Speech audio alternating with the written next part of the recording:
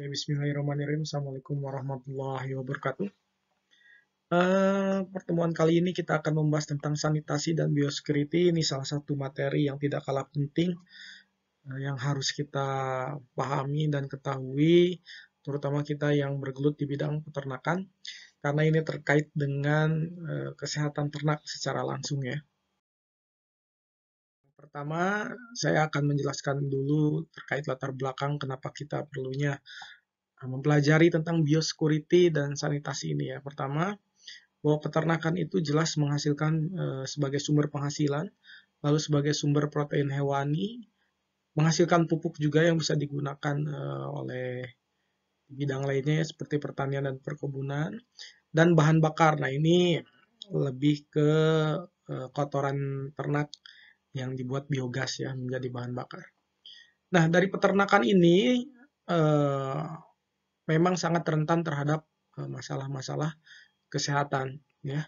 Nah, dari masalah ini adanya penurunan performa dan produktivitas ternak ya dari masa-masa kesehatan ini. Lalu berimbas pada kerugian ekonomi dan rentan terhadap infeksi penyebab penyakit. Nah, setelah itu dikarenakan peternakan ini menghasilkan beberapa masalah kesehatan, maka perlu adanya program pengendalian penyakit. Nah, program pengendalian penyakit ini ada dua, yaitu ada sanitasi dan biosecurity. Ya.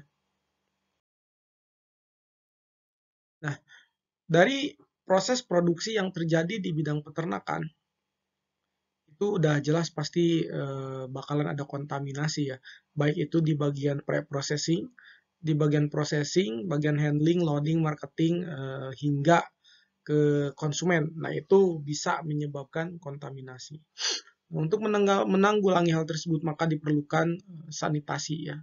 Di proses produksi ini diperlukan sanitasi agar meminimalisir adanya kontaminasi sehingga dihasilkan produk yang aman dan sehat untuk konsumen.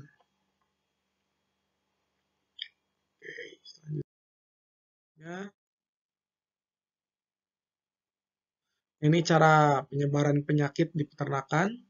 Pertama bisa dari kendaraan, peralatan, pakaian dan alas kaki seseorang ya yang masuk ke kandang.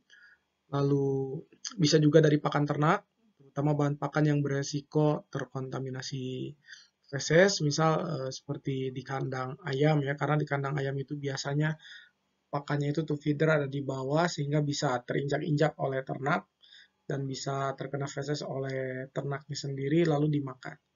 Nah, kalau untuk yang ruminansia yang berpotensi adalah ketika si ternaknya itu di exercise atau dilepas dari kandang ya, diumbar, nah itu bisa juga terjadi si pakannya terkontaminasi oleh feses karena bisa terinjak-injak atau ternak itu mengeluarkan feses di sembarang tempat ya. Nah, ini ada juga air yang terkontaminasi, bisa E. coli, terus bisa salmonella ya, banyak lah pokoknya. Ini terutama jika di sekitaran peternakan kita menggunakan air yang kontaminannya banyak ya, baik itu dari mikroba maupun dari logam-logam berat.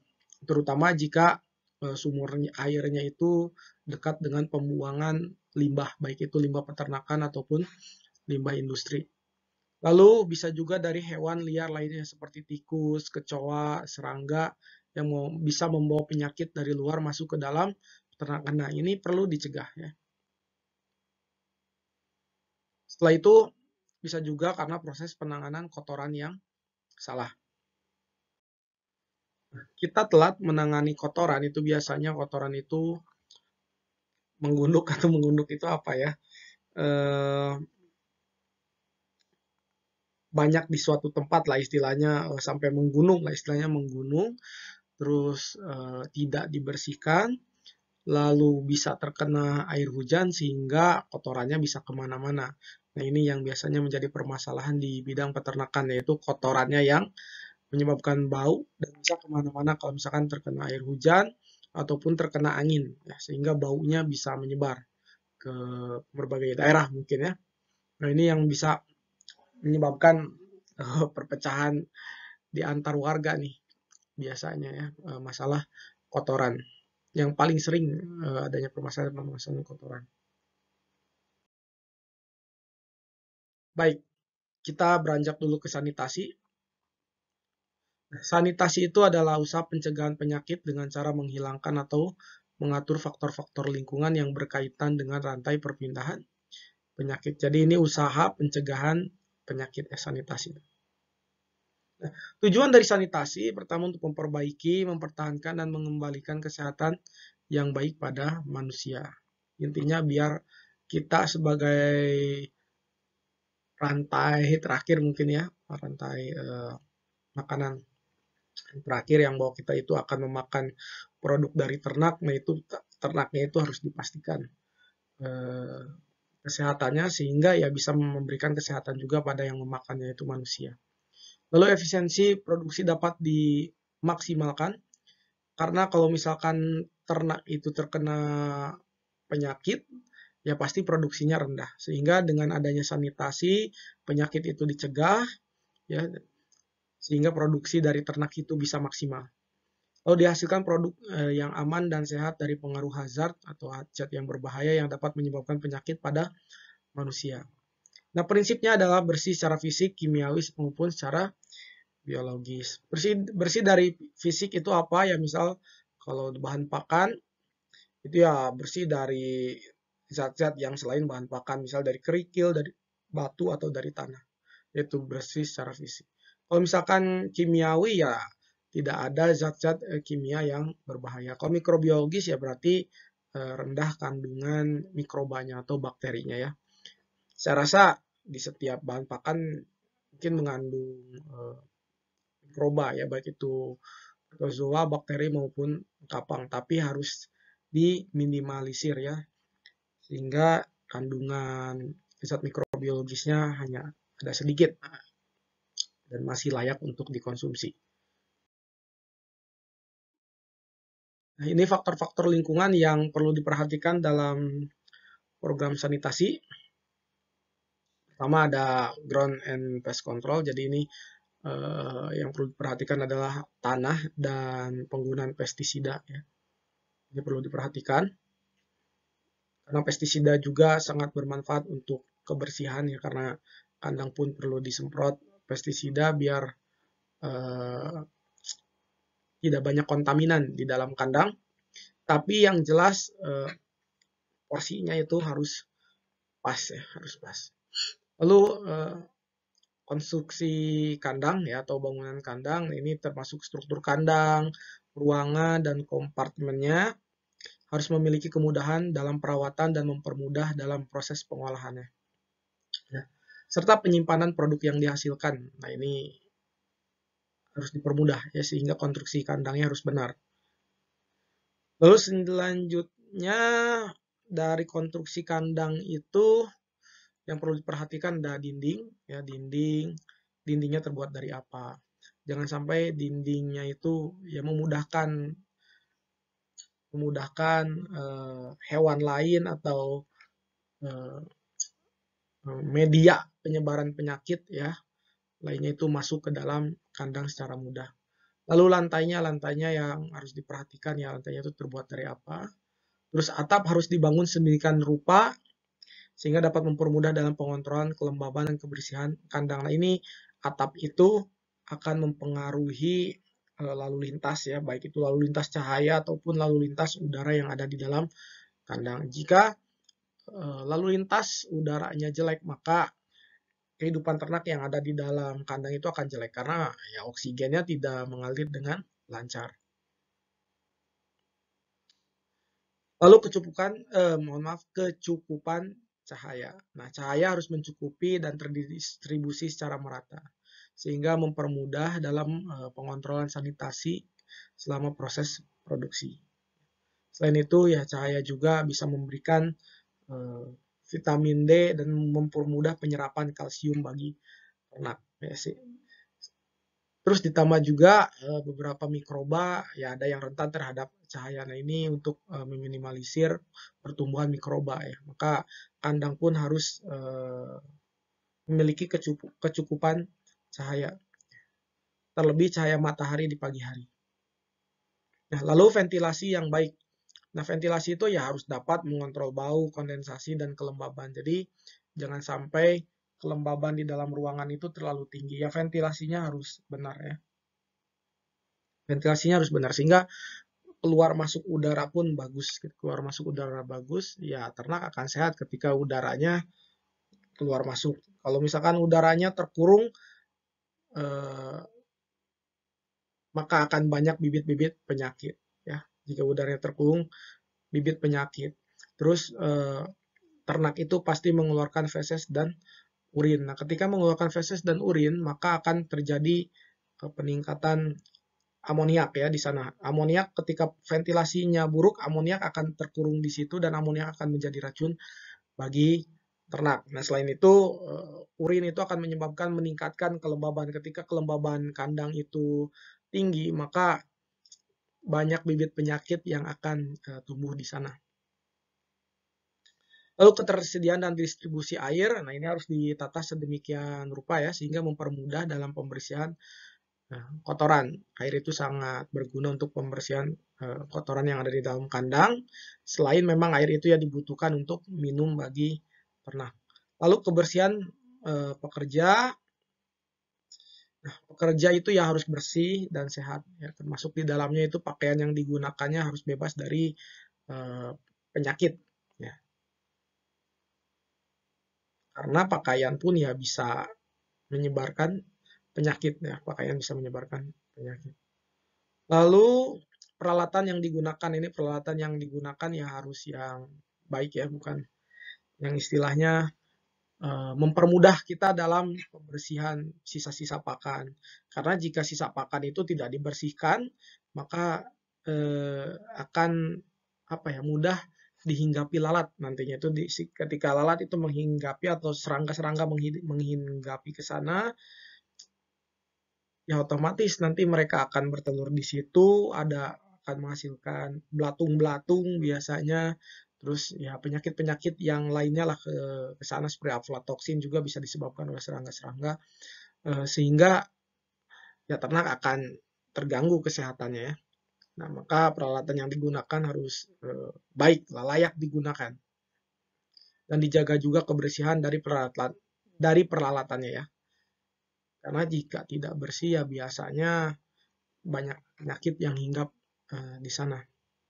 Lalu hama, nah ini pengendalian hama ya, jadi harus dikendalikan. Kenapa? Karena hama itu ya seperti tikus, terus apa ya, banyaklah pokoknya hama. Selain tikus ya ada kecoa, terus bisa juga dari rumput-rumput liar ya yang ada sekitaran, itu bisa menyebabkan penyakit bagi ternak. Nah, untuk pengendalian hama sendiri yang perlu diperhatikan ada pembersihan kandang ya, pembersihan kandang hewan secara teratur, lalu memperbaiki semua retakan di lantai dan dinding, ya di lantai dan dinding kandang, lalu pembuangan rumput atau tanaman-tanaman yang liar ya di sekitar lumbung atau di sekitar kandang juga, dan pengumpulan dan pembuangan semua sampah dari kontak binatang. Jadi ini kayak sampah-sampah ya perlu diberhasikan, jangan sampai banyak sampah di sekitaran kandang karena bisa mengundang banyak-banyak hama seperti tikus. Selanjutnya mungkin menyemprot kandang ya dengan pestisida yang tepat setiap 2 minggu jika memungkinkan, untuk mencegah adanya hama-hama yang bisa menghinggap kepada kandang. Lalu basmi tikus menggunakan perangkap, lem atau racun. Jangan sampai banyak tikus di dalam kandang karena tikus adalah hewan yang sangat-sangat masif ya dalam menyebarkan penyakit. Penyakit yang ada di dalam tikus itu sangat banyak. Lalu aliran udara yang efektif dari bagian dalam penampungan keluar akan membuat lebih sulit bagi lalat untuk memasuki kandang. Jadi apa namanya, ada perangkap untuk lalat lah, sehingga lalat itu tidak mudah masuk ke dalam kandang ya. Nah, Kandang juga harus dibersihkan secara teratur ya dari jaring laba-laba karena biasanya di atas-atas itu banyak jaring-jaring laba-laba. Jika kita perhatikan di kandang-kandang ayam biasanya itu sangat banyak jaring-jaring laba-labanya di atasnya ya biasanya. Nah, itu harus dibersihkan. Ya, jaring laba-laba bisa disemprot dengan insektisida setidaknya sekali dalam sebulan itu biar nggak banyak serangga juga ya, nggak banyak laba-laba. Nah, lalu jauhkan hewan pengerat dari memasuki kandang, bisa dengan menutupi semua lubang-lubang, terus kayak lubang-lubang dinding, nah itu ditutupi, terus lubang-lubang saluran air, nah itu kalau bisa pakai apa ya, istilahnya penutup atau pakai saringan lah sehingga hewan yang dari luar itu nggak bisa masuk karena ditakutkan ya selain selain tikus ya bisa juga ular masuk ke sana masalahnya.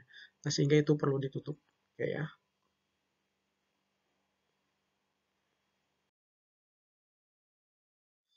Nah, ini beberapa chemical agent ya yang digunakan untuk sanitasi. Lalu di sini ada asid deterjen, deterjen asam. Ini untuk menghilangkan atau membersihkan urin yang kering ya di peralatan dan kandang. Lalu alkali deterjen ini digunakan untuk menghilangkan minyak baik itu di bagian kulit dari ternak maupun bulu atau rambut, terus dari pakan ya, dari wadah pakan juga bisa. Lalu iodin. Nah, iodin ini digunakan untuk membunuh virus ya, terutama Felin Rhino Tarsitis. Lalu yang keempat ada quaternary ammonium. Ini amonium compound jadi campuran amonium. Ini untuk membunuh virus juga. Lalu phenol berfungsi untuk membunuh virus juga. Lalu produk containing chlorine atau klorin. Nah, ini bisa membunuh enterovirus ya. Membunuh enterovirus termasuk yang sedang booming yaitu coronavirus ya. Ini udah dari sejak dulu bahwa klorin itu dipercaya bisa membunuh coronavirus. Nah, ini bahan-bahan sanitasi atau sanitizer yang biasa digunakan. Pertama ada kelompok asam anorganik, ya ada HCl, H2SO4, asam borat 2-5%. Lalu kelompok asam organik ada asam salisilat, asam benzoat. Ya. Kelompok alkali ada larutan soda 2%, ya, CaO, lalu CaOH 2 kali, CaO belerang. Ya. Lalu ada surfaktan, yaitu biasanya menggunakan sabun. Ini yang mudah dilakukan ya pakai sabun. Lalu ada alkohol, isopropil alkohol, etil alkohol. Nah, biasanya kalau alkohol menggunakan alkohol di atas 96% ya yang bagus itu. Meskipun bisa menggunakan yang 70%, tapi yang paling bagus ada yang sekitaran 96% ke atas, sekitaran 98% lah. Lalu halogen ini klor, brom, yodium ya bisa digunakan juga. Lalu oksidan ada hidrogen peroksida, formalin, formaldehid. Nah, ini jika kalian belum tahu bahwa formalin itu bisa digunakan sebagai sanitizer ya, atau untuk digunakan sebagai bahan sanitasi. Karena bisa menghambat pertumbuhan atau membunuh pertumbuhan dari mikroba. Lalu zat warna trypan blue, akriflavin, rifanol ini bisa juga digunakan sebagai bahan sanitasi atau sanitizer.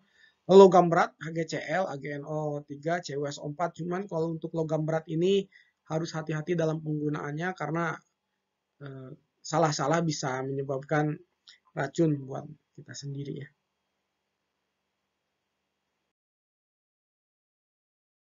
Baik, ini sanitasi kandang yang biasa dilakukan. Pertama, sanitasi itu kombinasi antara pembersihan dan desinfeksi merupakan syarat untuk kandang supaya higienis. Ya. Jadi ya sanitasi itu biar kandang itu menjadi higienis. Pembersihan fisik, ya pembersihan urin, feses, bahan organik lainnya seperti sisa pakan ya. Lalu kontrol gerakan semua pengunjung, jadi semua pengunjung ya sebelum masuk kandang ya harus melalui base security yang ketat. Ya. Semoga melewati seperti mandi desinfektan mungkin ya, terus alas kaki masuk dulu ke desinfektan di dipping biasanya. Terus ya jangan sampai pengunjung itu keluar masuk seenaknya ya. Jadi harus kita kontrol sebaik mungkin baik itu dari pengunjung maupun dari hewan lain yang tidak diharapkan ya.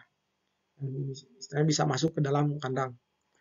Lalu kontrol lalu lintas, nah ini kontaminasi susu, ternak, pakan, dan peralatan, karena ketika susu, terus ternak, pakan, dan peralatan itu didistribusikan, bisa aja di perjalanannya itu dihinggapi bibit-bibit penyakit. Sehingga ya sebelum masuk dan sebelum dikeluarkan ya harus benar-benar dijaga kebersihannya. Ini peralatan besar yang diizinkan ya melewati loader untuk pakan. Desinfeksi, yaitu proses yang akan membunuh sebagian besar kontaminan di area tertentu. Lalu mandi dan semprot kaki. Nah, ini yang tadi saya katakan ya. Jadi kita harus mandi desinfektan dan kaki kita ya disemprot biar steril sebelum masuk ke kandang. Nah, selanjutnya ini biosecurity. Ya. Nah, biosecurity itu biosecurity itu berasal dari kata bio yang artinya hidup dan security pengamanan atau perlindungan. Jadi biosecurity dalam budidaya ternak adalah usaha yang dilakukan dalam rangka mengurangi kemungkinan penyakit menular masuk ke dalam area peternakan. Nah, secara lengkapnya biosecurity itu adalah serangkaian kegiatan yang dirancang untuk mencegah penyakit masuk ke dalam peternakan ataupun menyebar keluar peternakan. Jadi bisa masuk ya atau jadi mencegah bibit penyakit itu masuk ke dalam peternakan kita atau dari peternakan kita keluar ke bisa peternakan lain atau keluar dari farm kita ya. Itu harus dicegah. Nah, semua kegiatan dilakukan dengan tujuan memisahkan inang ya atau ternak ya, inang itu ternaknya dari bibit penyakit dan sebaliknya. Nah, dalam ruang lingkup laboratorium, biosecurity itu adalah kondisi dan upaya untuk memutuskan rantai masuknya agen penyakit ke induk semang dan untuk menjaga agen penyakit yang disimpan dan diisolasi dalam suatu laboratorium tidak mengkontaminasi atau tidak disalahgunakan. Intinya seperti itu ya.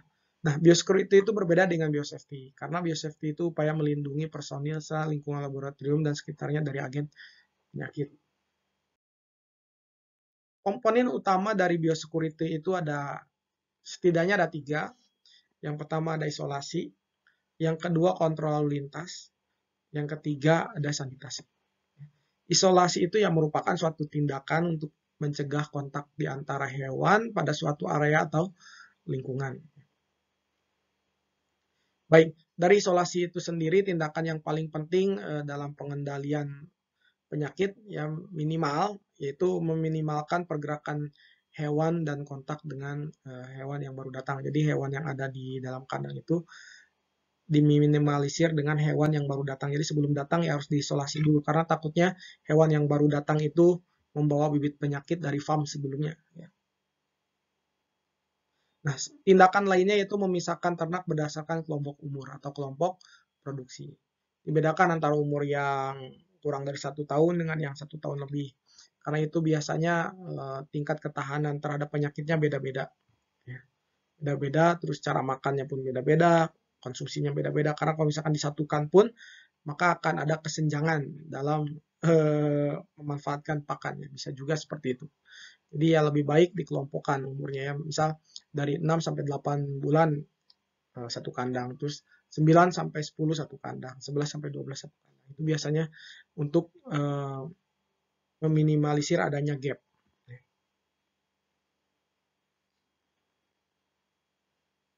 Nah, selain itu, fasilitas yang digunakan untuk tindakan isolasi itu ya harus dalam keadaan bersih dan didesinfeksi. Jadi sebelum digunakan kandang isolasi itu ya harus dibersihkan karena jangan-jangan kalau misalkan kandang itu kotor, ternaknya sebenarnya udah sehat, masuk ke kandang isolasi malah jadi penyakitan ya. Jadi memang harus sangat bersih kandang isolasi itu. Nah, selanjutnya ini kontrol lalu lintas. Kontrol lalu lintas itu ya merupakan tindakan pencegahan penularan penyakit yang dibawa pertama oleh alat pengangkut, ya, hewan selain ternak, hewan liar yang ada misal di perjalanan atau hewan yang bisa keluar masuk ke dalam kandang, ya. Lalu pengunjung juga, ya. Pengunjung lalu lintasnya harus diperhatikan. Takutnya mereka ilegal atau seenaknya masuk ke dalam kandang, nggak taunya mereka membawa bibit penyakit, itu akan berbahaya bagi peternakan kita. Ya, bagi ternak-ternak kita itu akan sangat berbahaya. Lalu hewan yang baru datang sebaiknya diketahui status vaksinasinya, apakah dia sudah divaksin atau belum. Karena takutnya jika belum divaksin, ya dia rentan terhadap penyakit sehingga bisa menyebarkan penyakit di peternakan kita.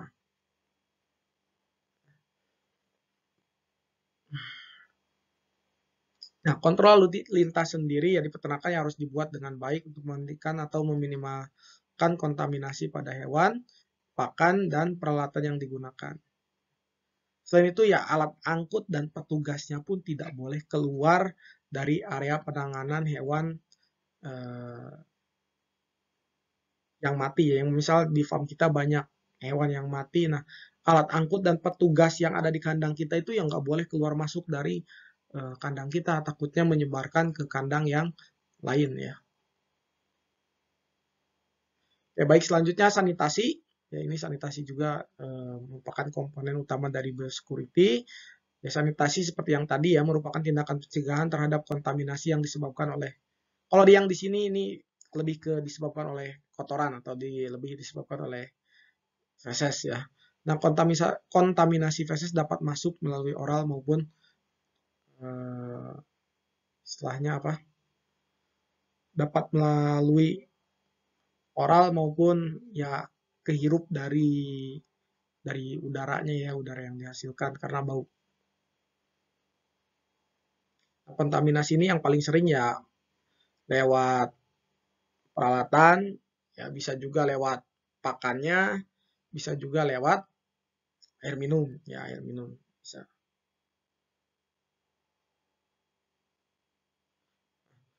Langkah pertama atau tindakan sanitasi yang bisa dilakukan ya di dalam proses dari biosecurity ini, terutama untuk feses, yaitu pertama menghilangkan bahan organik ya, terutama fesesnya itu sendiri ya, bisa menggunakan air. Lalu bahan organik lainnya ya seperti darah, saliva, terus hasil sekresi dari saluran pernafasan, lalu urin ya, dari terutama urin-urin yang misalkan ada ternak-ternak yang sakit atau ada juga misal dari hewan mati, nah itu harus dibersihkan ya, dibersihkan, terus kalau bisa ya disemprot desinfektan, karena takutnya menjadi bibit penyakit yang baru bagi ternak kita. Oke, selanjutnya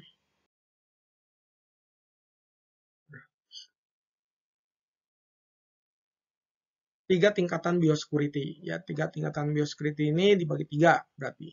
Pertama ada biosecurity konseptual, lalu biosecurity struktural, biosecurity operasional. Nah, biosecurity konseptual itu ya meliputi pemilihan lokasi kandang, pemisahan umur ternak, kontrol kepadatan dan kontak dengan ternak lain ya. Jadi menjaga ternak kita dari ternak yang lain yang istilahnya ternak lainnya itu ya ada penyakitnya lah ya. Lalu apalagi ya, bisa juga penetapan lokasi ya, penetapan lokasi kandangnya ada di mana, gudang pakannya di mana, seperti apa, tata letak kandangnya itu bagaimana ya. Nah, itu masuk ke dalam biosecurity konseptual. Itu perlu dijaga, bukan perlu dijaga tapi perlu diperhatikan.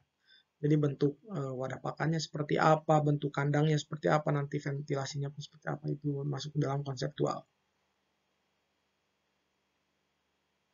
Lalu biosecurity struktural, nah ini lebih ke tata letak peternakannya, pembuatan pagar yang benar ya, terus pembuatan saluran pembuangan, penyediaan peralatan dekontaminasi, ya instalasi penyimpanan pakannya seperti apa, ruang ganti pakaian dan peralatan kandang yang digunakannya seperti apa, itu masuk ke dalam biosecurity struktural. Lalu biosecurity operasional, nah ini lebih ke seperti pengaturan traffic control ya, pengaturan lalu lintas yang ada di dalam kandang, lalu pengaturan dalam farm ya. Nah, biasanya semuanya itu ya harus melewati desinfeksi atau berikan desinfektan ya atau nah desinfeksi yang dipakai untuk seperti semprot kandang ya maupun dipping. Kan desinfeksi itu bisa digunakan secara semprot maupun dipping atau dipping itu dicelup lah istilahnya seperti itu ya. Ya. Nah, yang biasa digunakan ya seperti golongan fenol ya, alkohol, lisol, terus formalin ya, kaporit, deterjen, iodin, ya seperti yang tadi saya sampaikan ya di bab sanitasi.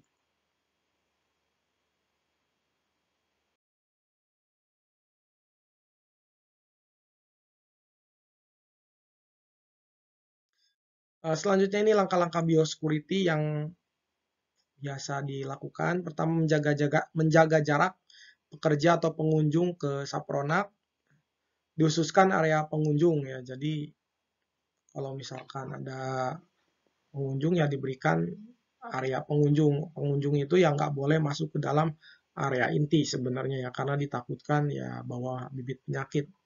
Kalau udah bawa bibit penyakit berabe jadinya ya. Lalu dipastikan pengunjung mempunyai alas kaki yang bersih, mempunyai area khusus bagi pengunjung berganti pakaian. Nah, ini kalau misalkan kita masuk ke kandang, ini yang paling intens tuh di kandang, biasanya kandang ayam parent stock ya, kandang ayam parent stock itu kita mandi terus kita dipping juga ya, jadi ada shower in shower out, ada kamar ganti pakaiannya khusus, jadi kita nggak bisa pakai pakaian yang kita bawa masuk ke dalam kandang, jadi biasanya disediakan pakaian khusus. Nah, ini lalu selanjutnya mengajarkan biosecurity terhadap keluarga, karyawan, dan semua pengunjung ya.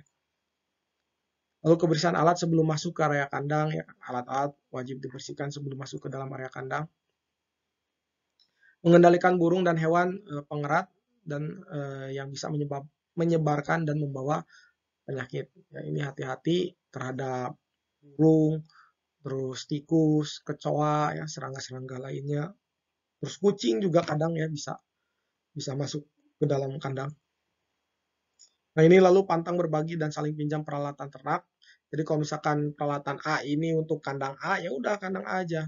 Nggak boleh dibawa keluar atau digunakan di kandang yang lain. Karena takutnya di kandang A itu ya ada bibit penyakitnya. Nah, kalau misalkan bercampur, dipinjamkan kandang lain, ya berarti penyakit itu bisa pindah ke kandang yang lainnya. Itu sangat dilarang ya, penggunaan atau saling pinjam peralatan ternak. Kalaupun mau digunakan, ya wajib dibersihkan dulu. Ya, syukur-syukur bisa desinfeksi ya. Nah, setelah itu mencari tanda-tanda penyakit menular. Jadi deteksi dini, kita perlu mengetahui jenis-jenis penyakit ya yang ada pada ternak, apakah penyakit tersebut bisa menular, apakah penyakit tersebut zoonosis untuk manusia atau enggak. Nah, kita perlu tahu. Nah, ketika kita sudah tahu, maka kita bisa menangani, bisa masuk ke dalam penanganan selanjutnya. Penanganannya itu seperti apa? Nah, kalau misalkan kita nggak tahu caranya, ya laporkan saja jika ada ternak yang sakit. Bisa ke bagian kesehatan hewan di kandang tersebut, ya, atau ke dokter hewannya. Biasanya kalau misalkan di kandangnya dokter hewan, ya laporkan saja ke dokter hewan. Kalau misalkan tidak ada, ya ke dinas peternakan ya, atau dinas Kesmafet. Bisa langsung saja laporkan, karena kalau misalkan kita sok tahu, ya takutnya malah menjadi penyakit bagi kita sendiri. Oke, mungkin itu mengenai security dan biosecurity. Mohon maaf, sanitasi dan biosecurity ya. Semoga bermanfaat. Mohon maaf jika banyak materi-materi dan yang keliru dan omongan saya yang agak kadang belepotan ya. Mohon maaf atas segala kekurangannya. Billahi taufiq wal hidayah. Wassalamualaikum warahmatullahi wabarakatuh.